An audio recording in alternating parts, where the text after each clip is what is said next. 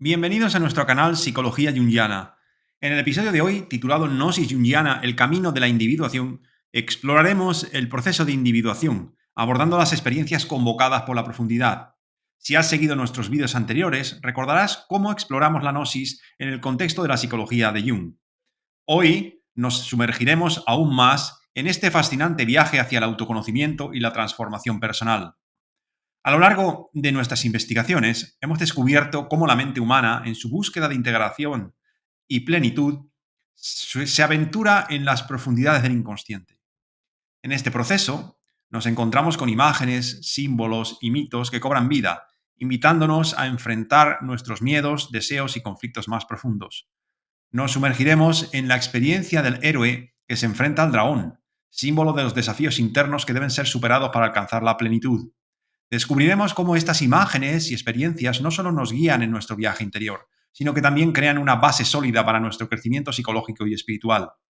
Así que prepárate para sumergirte en las profundidades de la psique humana mientras exploramos las experiencias convocadas por la profundidad durante el proceso de individuación. Acompáñanos en este viaje de descubrimiento y transformación. Desde el punto de vista psicológico, la idea de representar el proceso de individuación utilizando sustancias y métodos químicos, como se hacía en la alquimia antigua, puede entenderse hoy en día como lo que llamamos imaginación activa. Esta técnica es un método natural que la propia naturaleza emplea espontáneamente o que un psicólogo puede enseñar a un paciente. Por lo general, la imaginación activa se hace presente cuando el análisis ha llevado a una profunda exploración de los opuestos hasta que la necesidad de unirlos se vuelve imperiosa. Esto ocurre cuando el análisis de los contenidos psíquicos, actitudes y especialmente los sueños han traído a la conciencia los motivos e imágenes del inconsciente, que suelen ser complementarios, compensatorios y a menudo opuestos. Esto crea un conflicto aparentemente irresoluble entre la personalidad consciente y la inconsciente que se vuelve crítico. Si el conflicto se limita a aspectos parciales del inconsciente, la solución es sencilla. Basta con elegir la razón y la convención con un poco de resignación o resentimiento. Sin embargo, cuando el conocimiento de la sombra es completo, surge un conflicto y una desorientación donde el sí y el no tienen la misma fuerza y la razón ya no puede separarlos. En esta situación, la solución no puede venir del intelecto, ya que la lógica no puede encontrar un tercer elemento que una los opuestos. La resolución solo puede ser de tipo arracional. En la naturaleza, la reconciliación de los opuestos es siempre un proceso energético, donde se actúa simbólicamente para expresar ambos lados, similar a una cascada que ilustra y proporciona una representación del arriba y el abajo. La cascada, en este caso, es el tercer elemento inconmensurable. Cuando surge un conflicto abierto, los sueños y fantasías aparecen, y al igual que la cascada, ilustran la tensión y la naturaleza de los opuestos, introduciendo así la síntesis y poniéndola en marcha. En este sentido, la imaginación activa permite que los opuestos se integren y encuentren una solución a través de un proceso energético, simbólico y arracional. El proceso descrito hasta aquí puede ocurrir de manera espontánea, como le ocurrió, por ejemplo, a Jung, cuando escribió los 7 sermones a los muertos, o bien ser inducido de forma deliberada. En el último caso, es importante elegir cuidadosamente un sueño o una imagen de la fantasía como punto de partida y concentrarse en ella. También se puede usar un sentimiento de malestar emocional como punto de partida. En este caso, es útil identificar qué imagen de la fantasía surge de este estado de ánimo y concentrarse en ella para explorarla. Por lo general, la imagen cambiará a medida que se la observe, ya que el simple acto de atención la anima y le da vida. Es importante registrar estos cambios meticulosamente, ya que reflejan los procesos psíquicos subyacentes que se expresan a través de material consciente. A partir de esta imagen inicial, se desarrollará una serie de imágenes de la fantasía que gradualmente adquirirán un carácter dramático. Este proceso se convertirá en una especie de actuación, donde uno contempla las imágenes como escenas en un teatro, es decir, se sueña despierto. A menudo se presenta una tendencia a conformarse con este entretenimiento interior, pero esto no es el objetivo real del ejercicio. Lo que se representa en el escenario es una acción secundaria que concierne directamente al observador. Sin embargo, si el observador comprende que estas escenas representan su propio drama interno, se sentirá compelido a participar en él. Las figuras y los problemas que surgen en la representación tienen una relación intencionada con la situación de su conciencia, lo que indica que lo inconsciente está hablando a través de las imágenes de la fantasía. Por lo tanto, el observador se verá impulsado a enfrentarse de manera real con su propio conflicto interno. La confrontación con lo desconocido dentro de uno mismo es valiosa, ya que revela aspectos de nuestra propia personalidad que de otra manera permanecerían ocultos. Es esencial escribir todo este proceso para tener pruebas tangibles de nuestro encuentro con la sombra y evitar autoengaños. El proceso verbal es fundamental para enfrentar la sombra y obtener un conocimiento positivo de nuestra compleja naturaleza interior. En el lenguaje de los filósofos herméticos y los alquimistas, la confrontación de la conciencia individual, es decir, la parte de la persona que conocemos como yo, con su trasfondo inconsciente, conocido como la sombra, se equipara a la unión del espíritu y el alma, en lo que se conoce como la unión mental. Este concepto representa el primer paso en el proceso de la connutio o de la unión de los opuestos. La connutio, un término utilizado en la alquimia para describir la unión de los elementos opuestos, es un proceso esencial para la individuación y la integración psicológica. En este contexto, la unión del espíritu y el alma en la unión mental implica la integración consciente de los aspectos superiores y los aspectos más oscuros de la psique. El espíritu se refiere a la parte más elevada de la psique, asociada con la conciencia, la razón y la espiritualidad. El alma, por otro lado, representa los aspectos más instintivos, emocionales y subconscientes de la psique, que a menudo se encuentran en la sombra. La unión mental implica la integración consciente de estos aspectos aparentemente opuestos. Es el proceso de reconocer y aceptar la totalidad de uno mismo, incluyendo tanto las cualidades luminosas como las oscuras. Esta unión mental es el primer paso hacia una mayor integración psicológica y el desarrollo del individuo. En resumen, la idea de la connutio y la unión mental en la alquimia y la filosofía hermética representa la integración consciente de los opuestos dentro de la psique humana. Es un paso crucial en el camino hacia la individuación y la realización del sí mismo. Para el alquimista, enfrentarse al inconsciente es como meditar, como lo describe el alquimista Ruland cuando se refiere a mantener conversaciones internas con lo invisible, ya sea con Dios, con uno mismo o con el ángel protector. Sin embargo, esta definición debe complementarse con la idea de la relación del alquimista con su espíritu familiar, del que se espera que sea benévolo.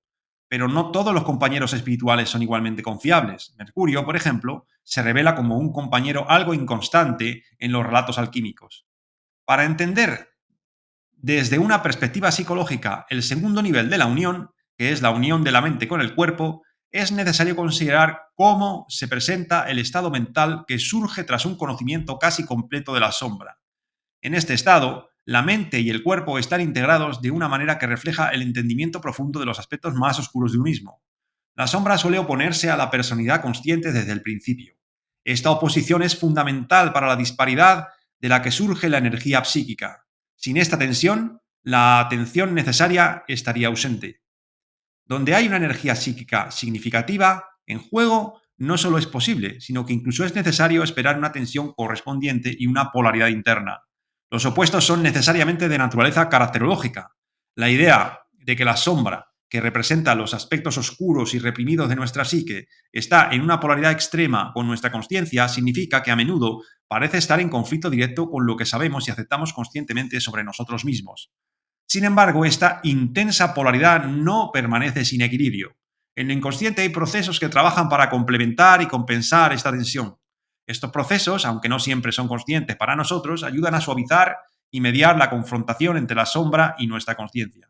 En esencia, actúan como un mecanismo de equilibrio interno que busca integrar y armonizar estos aspectos aparentemente opuestos de nuestra psique.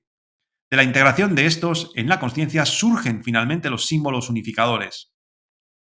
La confrontación con la sombra inicialmente provoca un equilibrio muerto, un estancamiento, que obstaculiza la toma de decisiones morales y hace que las convicciones sean ineficaces o incluso imposibles. Todo se vuelve dudoso, por lo que los alquimistas llamaron a este estado inicial con nombres apropiados como nigredo, tenebrositas, caos o melancolía. Es comprensible que el trabajo alquímico comience aquí, ya que enfrentarse a la realidad en este estado de fragmentación y desgarramiento es una tarea casi imposible. En una situación así, a nadie se le ocurre usar las imágenes que experimentamos en los sueños como objetos de meditación. La práctica tradicional de la meditación es ahora más común en ciertos grupos religiosos y filosóficos, donde se medita sobre un tema específico elegido por el observador, como en los ejercicios de San Ignacio o en ciertas prácticas como el mindfulness, el yoga o el entrenamiento autógeno. Estos métodos sirven principalmente para intensificar la concentración y fortalecer la conciencia, pero no tienen un impacto directo en la síntesis de la personalidad. Más bien tienden a proteger a la conciencia de lo inconsciente y a suprimir su influencia. Por esta razón se consideran útiles terapéuticamente en situaciones en las que la conciencia está en riesgo de ser abrumada por lo inconsciente, lo que podría llevar a un episodio psicótico, o bien para afrontar momentos de tensión que provocan ansiedad. En la cultura occidental, la meditación y la contemplación a menudo tienen una mala reputación, considerándose formas de ocio reprobables o un signo de egocentrismo enfermizo. Se ve el autoconocimiento como una actividad poco útil, ya que se cree que uno ya sabe quién es. La acción se valora por encima de la reflexión. A pesar de que la conciencia pública sobre la existencia de lo inconsciente ha aumentado, aún no se reconoce plenamente que los occidentales son extraños para sí mismos y que el autoconocimiento es un proceso difícil y desafiante. La meditación, al ocuparse de los contenidos inconscientes que emergen a la conciencia de manera espontánea, busca unir los contenidos conscientes con los inconscientes que parecen surgir de un proceso que no está bajo el control consciente. La meditación es esencial para identificar y comprender las proyecciones que distorsionan nuestra percepción de los objetos y contienen partes de nuestra propia personalidad que necesitan ser integradas. Este es uno de los aspectos más importantes del proceso de autoconocimiento. Para aquellos que se sienten atrapados en las proyecciones que les impiden ver la realidad de manera clara, el alquimista Dorn sugiere adoptar una actitud casi estética hacia el mundo, con el fin de liberar al alma de su encierro en las ilusiones del mundo. En este proceso, el espíritu interviene para ayudar al alma, impulsándola hacia el autoconocimiento más allá de las distorsiones causadas por la proyección. La unión mental, por lo tanto, representa un tipo de autoconocimiento. A diferencia de la creencia moderna de que el autoconocimiento se limita a conocer el yo consciente, el alquimista entiende el sí mismo como una entidad vasta y profunda, escondida en las profundidades del cuerpo y que es idéntica a la imagen de Dios. Esta concepción se alinea con la idea hindú del Purusha Atman. La preparación psíquica, según lo expuesto por Dorn, busca iniciar una unión de los opuestos que se asemeje a las filosofías orientales, estableciendo un principio que trascienda las dualidades, similar al concepto de Atman o Tao. Dorn se refiere a este principio como la sustancia celeste, que hoy podríamos llamar principio trascendental. Este principio único es el nirvana, libre de dualidades, igual que el Atman o el sí mismo junguiano. El viaje hacia el autoconocimiento es una aventura llena de sorpresas. Incluso un conocimiento básico de nuestra sombra puede desencadenar una gran confusión y oscuridad al presentar problemas personales que nunca antes habíamos considerado. Esta revelación puede ser tan abrumadora que los alquimistas la describieron como melancolía, una aflicción del alma que sumerge en la oscuridad más profunda. Para ellos, el cuervo era un símbolo conocido del diablo, lo que ilustra el peligro psíquico que sentían al enfrentarse a la sombra. Dada la gravedad de esta confrontación, los adeptos alquimistas creían que era crucial contar con la ayuda de un espíritu guardián y dedicarse a la oración como un medio de protección frente a las consecuencias de esta colisión entre la conciencia y las profundidades oscuras de la sombra. Este enfrentamiento con la sombra tampoco es fácil para la psicología moderna. A menudo tratamos de evitarlo astutamente, ya que no nos gusta confrontar nuestra propia oscuridad. Preferimos mantener la ilusión de que somos perfectos y que carecemos de defectos. Sin duda, la mayoría de los alquimistas se embarcaron en su búsqueda sin comprender completamente la magnitud de lo que estaban persiguiendo. Sin embargo, hubo adeptos, como Morieno, Dorn, Michael Mayer y otros, que tenían un entendimiento más profundo del proceso. Este conocimiento los llevó a comprometerse con el Opus, una empresa aparentemente poco prometedora, por la cual sacrificaron dinero, posesiones y hasta sus vidas. Estos alquimistas tenían una creencia firme en la luz que liberaba al alma de su confinamiento en el cuerpo, pero también eran conscientes de que esta liberación traía consigo la oscuridad del inconsciente. Era crucial separar el alma de sus actividades oscuras, por lo que la unión mental representaba una expansión de la conciencia y un control sobre los movimientos del alma a través del espíritu de la verdad. Sin embargo, al separar el alma del cuerpo, los alquimistas se daban cuenta de que el mundo físico parecía muerto, lo que denominaban como un estado de tumba, putrefacción o mortificación. Surgía entonces el desafío de reanimar el cuerpo, es decir, reunir el alma con un cuerpo aparentemente sin vida. Si intentaban esta reanimación de forma directa, el alma volvería a estar atrapada en su antiguo vínculo y todo volvería a su estado anterior. Por lo tanto, los adeptos no podían descuidar ni por un momento al ser volátil que mantenían cuidadosamente en el recipiente hermético, es decir, en la unión mental, ya que este evasivo mercurio podría escapar y volver a su naturaleza original, como describían los alquimistas en sus relatos. El camino más directo y natural habría sido permitir que el alma siguiera su curso hacia los cuerpos, ya que tiene una afinidad más fuerte con ellos que con el espíritu. Sin embargo, este habría significado que el alma se separara del espíritu y volviera a su estado inconsciente anterior, sin llevar consigo la luz del espíritu hacia la oscuridad del cuerpo. Por lo tanto, la reunificación del alma con el cuerpo planteaba un desafío. En términos psicológicos, el conocimiento adquirido a través de la retirada de las proyecciones a menudo no puede enfrentar la realidad y no puede manifestarse completamente.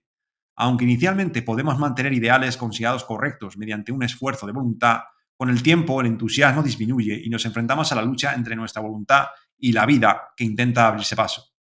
Por esta razón, desde tiempos antiguos, las personas han recurrido a ayudas artificiales en estas situaciones, como rituales que implican danzas, sacrificios o la identificación con espíritus de antepasados. Estos rituales tienen la intención de invocar capas profundas del alma que no son accesibles a la luz de la razón y la fuerza de la voluntad. A menudo estas prácticas se basan en ideas mitológicas o arquetípicas que expresan lo inconsciente.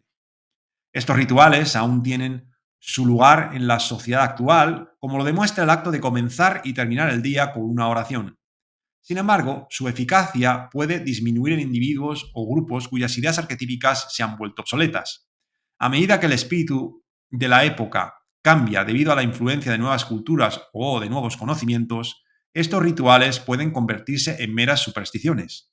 Un ejemplo de esto a gran escala es la desaparición de la antigua cultura egipcia y de los dioses griegos y romanos, así como el cambio cultural que se observa en China hoy en día, en donde el gobierno chino ha continuado con políticas que buscan regular y en algunos casos restringir la práctica religiosa, particularmente en lo que respecta a las religiones organizadas y a las instituciones religiosas que no están bajo el control del Estado. En estas situaciones surge la necesidad de reinterpretar los arquetipos de acuerdo con el espíritu de la época, para compensar los cambios de la conciencia. Por ejemplo, el cristianismo representó una nueva y poderosa formulación del mito que expresaba estos arquetipos y revitalizaba los rituales. Los arquetipos son ideas vivas que constantemente se reinterpretan y desarrollan.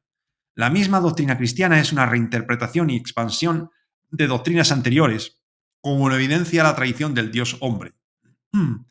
La objeción teológica de que un desarrollo doctrinal debería ser más completo o perfecto que en los tiempos apostólicos no se sostiene, ya que la interpretación y formulación del arquetipo se vuelve más diferenciada con el tiempo, eso sí.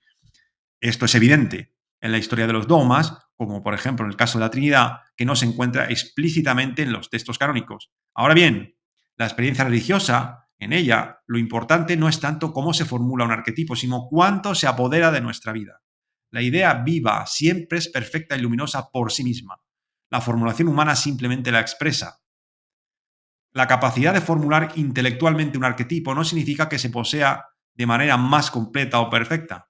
La formulación solo se vuelve relevante cuando la experiencia original corre el riesgo de desaparecer o de confundir a la conciencia. En última instancia, la formulación es solo una herramienta, no lo esencial.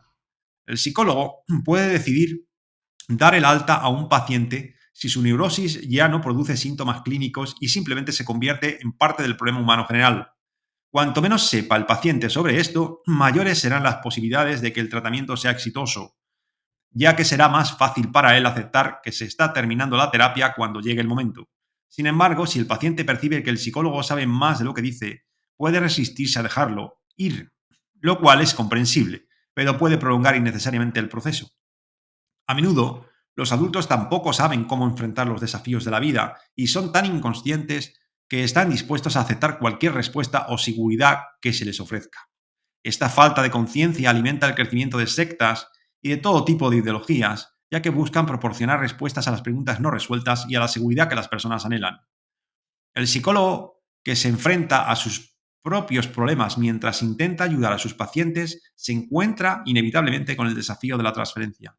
Cuanto más comprende las dificultades de su propia vida, más consciente se vuelve del miedo a la inseguridad y de la actitud superficial de sus pacientes. Se descubre rápidamente que muchos individuos carecen de un sentido de apoyo sólido en sus vidas. No pueden volver a sus padres para encontrar consuelo y orientación, por lo que a menudo se aferran al psicólogo en busca de ayuda. Se sienten estancados, incapaces de retroceder o avanzar, ya que no ven ninguna dirección clara hacia adelante y todas las soluciones racionales que han intentado hasta ese momento no han dado resultado. En momentos de crisis o búsqueda interior, muchos vuelven la mirada hacia la fe en la que fueron criados. Algunos logran reencontrar ese camino, pero no todos. A veces, aunque sepamos a dónde queremos llegar, nos damos cuenta de que la mera voluntad y el deseo no son suficientes si lo inconsciente no nos ayuda. Para asegurarse esa colaboración esencial de lo inconsciente, las religiones han recurrido desde tiempos antiguos al mito. El mito ha servido como un puente entre la mente consciente y los poderosos arquetipos de lo inconsciente. Sin embargo, no se puede adoptar el mito de manera artificial o por simple esfuerzo de voluntad, si no se está imbuido de él desde el principio. Si somos honestos con nosotros mismos, es natural dudar de la verdad del mito, ya que nuestra conciencia contemporánea a menudo carece de los recursos necesarios para comprenderlo plenamente. Los estándares históricos y científicos no son suficientes para entender la verdad mítica, la cual solo puede ser alcanzada a través de la intuición de la fe o mediante la psicología. En última instancia, aunque tengamos conocimiento, este no será efectivo si no está respaldado por la experiencia. El hombre moderno, en general, el contemporáneo, se enfrenta a dificultades para alcanzar la unión mental necesaria para llevar a cabo el segundo paso de la cognition. Aunque el psicólogo puede ofrecer orientación sobre cómo entender las señales del inconsciente en los sueños y otras manifestaciones, cuando llega el momento de la experiencia real, el individuo debe tomar las riendas de por sí mismo. Se halla en la misma situación que el aprendiz de alquimista, quien recibe instrucción de su maestro y tiene acceso a todos los recursos del laboratorio, pero tarde o temprano debe emprender la obra, una tarea que nadie puede llevar a cabo por él, tal como destacan los alquimistas. Al igual que el aprendiz, el hombre contemporáneo comienza con una materia prima aparentemente insignificante que se le presenta de forma inesperada o con una fantasía desestimada que, como la piedra desechada por los constructores, encuentra tirada en la calle y pasa desapercibida para la mayoría. Día tras día la observará y registrará sus cambios hasta que finalmente sus ojos se abran a nuevas perspectivas, o, en términos alquímicos, hasta que en la oscura disolución aparezcan los ojos de pez o las chispas luminosas. Los ojos de los peces, que siempre están abiertos y atentos, son utilizados por los alquimistas como símbolo de la atención constante. La revelación gradual que experimenta uno puede entenderse como el reconocimiento de que su fantasía no es simplemente una serie de imágenes, sino un proceso psíquico genuino que ocurre en su interior. Aunque uno pueda sentirse como un espectador pasivo, también es una figura activa y afectada por el drama del alma. Este entendimiento marca un avance crucial e inevitable en el camino del autoconocimiento. Mientras uno solo observe las imágenes de la fantasía, no se dará cuenta de su participación. Cuando el flujo de imágenes cesa, parece como si nada hubiera sucedido, incluso si el proceso se repite una y otra vez. Pero cuando uno reconoce su propia participación, debe sumergirse en el proceso con su propia reacción personal, como si fuera una figura dentro de la fantasía o incluso como si el drama que presencia fuera real. Porque es un hecho psíquico que esta fantasía esté ocurriendo y es, por lo tanto, real como uno mismo, en tanto ser psíquico. Aquel que no lleva a cabo este proceso crucial se queda estático ante las transformaciones de imágenes que se presentan. Los alquimistas afirman con razón que quien no se transforma a sí mismo en uno tampoco puede producirlo uno. Incluso hay quienes, dotados de una imaginación dramática, se sumergen en un mundo de imágenes como si fueran personajes ficticios, lo que impide una participación real y puede poner en riesgo su propia conciencia. Esto ocurre con los sueños lúcidos. Es fácil caer víctima de la propia fantasía y de las fuerzas del inconsciente, cuya peligrosidad es bien conocida por los psicólogos. Sin embargo, cuando uno se involucra con su propia realidad en el drama psíquico, este adquiere actualidad y se convierte en un contrapeso efectivo para la fantasía, limitando su alcance a través del análisis crítico. Este proceso marca el inicio de la confrontación decisiva con lo inconsciente, dando inicio a la realización del conocimiento y la unión mental. Este proceso marca el inicio de la realización del conocimiento, de la unión mental. Lo que uno crea en este proceso es el comienzo del camino hacia la individuación consciente, cuyo primer objetivo es experimentar y producir un símbolo de totalidad. A menudo, Los pacientes simplemente observan sus imágenes sin cuestionar su significado personal. Sin embargo, es importante comprender su sentido, lo cual solo tiene utilidad práctica si se está convencido de que lo inconsciente puede ofrecer conocimientos valiosos. Una vez que se reconoce este hecho, también se adquiere la posibilidad de alcanzar autonomía e independencia respecto al psicólogo. Sin embargo, con frecuencia no se quiere llegar a esta conclusión, lo que lleva a muchos a quedarse atascados simplemente contemplando sus propias imágenes. En tales casos, si el psicólogo no ha experimentado personalmente este método, puede resultar difícil ayudar al paciente a superar este obstáculo, a menos que haya razones convincentes para continuar con el proceso. Aquí no se trata tanto de un deber psicológico o ético, sino más bien de una obligación impuesta por el destino. Por lo tanto, es común que en este punto se produzca un estancamiento en el desarrollo, incluso en pacientes que tienen la inteligencia necesaria para avanzar. Dado que esta experiencia es bastante habitual, se puede concluir que el paso de una actitud meramente estética basada en la perspectiva a una actitud crítica no es algo sencillo. En la actualidad, la psicoterapia ha llegado aproximadamente a este punto y reconoce la utilidad de la percepción y la configuración de imágenes, ya sea a través de palabras escritas, dibujos o modelado con barro. También se puede considerar la posibilidad de la configuración musical siempre que esté debidamente compuesta y escrita. El paso más allá de una actitud meramente estética parece ser aún desconocido en general. Jung comenzó a explorar este camino en sí mismo y en otros, y es el camino que todo junguiano debería transitar. Si bien es transitable y puede conducir a resultados muy satisfactorios, al mismo tiempo resulta difícil. Es un camino que recomiendo sin reservas cuando un paciente ha alcanzado un cierto grado de autoconocimiento. Ahora bien, si la tarea le resulta demasiado ardua, lo más probable es que fracase desde el principio y nunca supere los desafíos que se le presentan. El riesgo asociado con un tratamiento psicológico como el análisis de lo inconsciente radica en la posibilidad de que, en caso de una predisposición psicótica, pueda desencadenar una psicosis. Esta situación desafortunada suele presentarse al inicio del tratamiento, por ejemplo, cuando el análisis de los sueños toca el territorio del inconsciente. Sin embargo, si el paciente avanza sin incidentes graves, hasta el punto en que puede imaginar y dar forma activamente a sus fantasías, generalmente no hay un peligro grave. Es natural cuestionarse qué temor, si es que se trata de temor, podría estar impidiendo dar el siguiente paso, el salto hacia una perspectiva más crítica, por ejemplo, un juicio que se comprenda como vinculante tanto moral como intelectualmente. El miedo y la inseguridad siempre encuentran razones de peso, pues sumergirse voluntariamente en la fantasía y enredarse en ella puede parecer peligroso para una mente inocente, ya que este avance se interpreta como un preludio de una psicosis. Es importante entender que existe una gran diferencia entre una psicosis anticipada y una psicosis real, diferencia que al principio no siempre se percibe con claridad y que puede causar inseguridad o incluso ataques de pánico. Mientras que en una psicosis real uno se ve abrumado por fantasías incontroladas, es decir, por la irrupción de lo inconsciente, en una actitud más crítica se trata de una inmersión voluntaria en lo que sucede en la fantasía, que compensa la situación individual de la conciencia y especialmente su situación colectiva. Esta inmersión tiene como objetivo explícito integrar en la conciencia las manifestaciones del inconsciente para aprovechar su contenido compensatorio y, de este modo, establecer un sentido totalizador que haga que la vida valga la pena y permita a muchas personas vivir plenamente. La apariencia de una psicosis en este proceso se debe a que el paciente integra el mismo material de fantasía que consume al enfermo mental, pero en este caso lo hace de manera controlada y constructiva. En el mito, el héroe es aquel que vence al dragón, no el que es devorado por él, pero ambos tienen relación con la misma criatura. Tampoco puede considerarse héroe a aquel que nunca ha enfrentado al dragón, ni aquel que lo vio una vez y luego negó haberlo visto.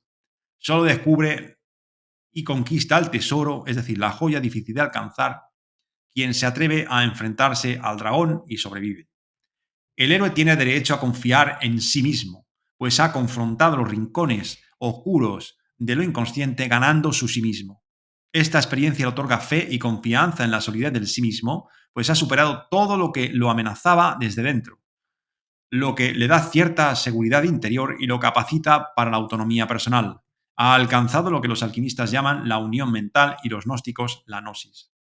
Este estado se representa a menudo gráficamente mediante el mandala.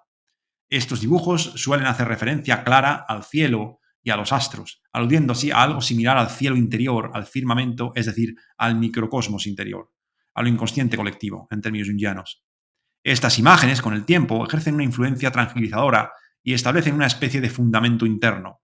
La experiencia psicológica enfatiza principalmente la respuesta subjetiva a la formación de estas imágenes, reservándose el juicio respecto a los posibles efectos objetivos que se producen en los fenómenos de sincronicidad como consecuencia de la constelación de un arquetipo. Gracias por acompañarnos en este viaje de descubrimiento y crecimiento. Esperamos que este vídeo te haya brindado una visión más profunda de las experiencias convocadas por la profundidad durante el proceso de individuación. Recuerda que el viaje hacia el autoconocimiento y la transformación personal es interminable. Si te ha gustado este vídeo y te ha resultado útil, te invitamos a suscribirte a nuestro canal para no perderte las próximas entregas. Estaremos compartiendo más contenido fascinante sobre psicología junguiana, gnosis y mucho más. No olvides dar like si has disfrutado del vídeo y compártelo con aquellos que creas que también podrían beneficiarse de esta información. Tu apoyo nos ayuda a seguir creciendo y compartiendo conocimiento. Gracias nuevamente por estar con nosotros en este viaje. Nos vemos en la próxima entrega.